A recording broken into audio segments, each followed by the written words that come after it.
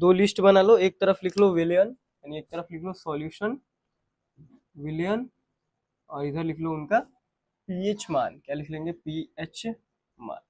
बोलिए, ठीक है। अब मैं लिखता हूँ। लिखो सबसे पहले सांद्र HCl, इसकी पीएच वैल्यू 0 होती है, सॉरी। तनु HCl, इसकी जो मान होता है वो होता है 1।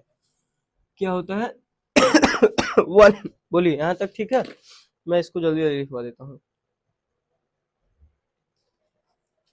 अमाशय रस, क्या है? अमाशय रस, यानी हमारे अमाशय में जो लिक्विड पाया जाता है उसकी पीएच वैल्यू कितनी होती है? तो 1.4 होती है।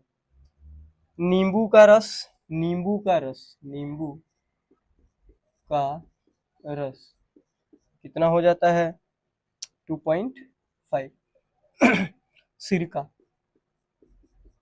सिरका कितना हो जाता है?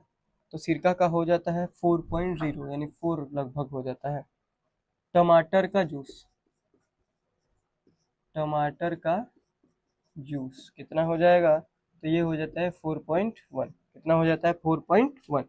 दूध का लिख लीजिए, दूध का बहुत बार पूछा जाता है, तो दूध का हो जाता है 6.5, 6.5। शुद्ध जल, इसको तो अलग मार्कर से लिखो। शुद्ध जल क्या है?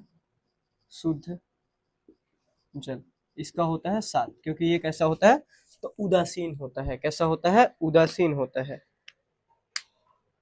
लार, लार जानते हैं आप लोग? लार जो हमारे मुंह में होती है, लार। तो लार का होता है 7.4, 7.4।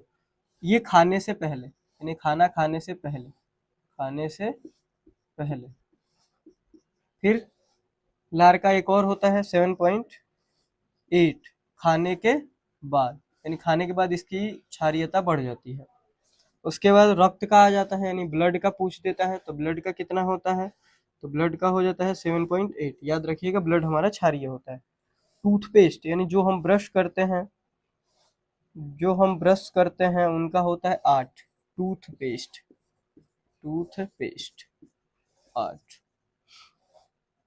Milk of magnesia, milk of magnesia, इसका होता है 10.5। जब हम लोगों को एसिडिटी होती है तो हम इसी को पीते हैं, यानी जब अम्ल को, सॉरी, जब हमारे शरीर में अम्लीयता बढ़ जाती है तो क्या हो जाता है? तो उसको हम किसको पीते हैं?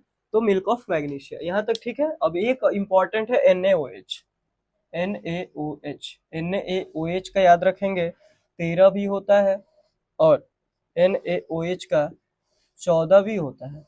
ये होगा तो तनु होगा, और ये वाला जो होगा वो सांद्र होगा। बोलिए, यहाँ तक ठीक है? तो मैं आशा करता हूँ कि आज की जो वीडियो है वो आपको अच्छी लगी होगी और समझ में आएगी। ये बहुत छोटा सा टॉपिक था, इसलिए मैंने इसको बहुत जल्दी ही निपटा दिया, यानी यह वीडियो बहुत लंबी नहीं होने वाली है।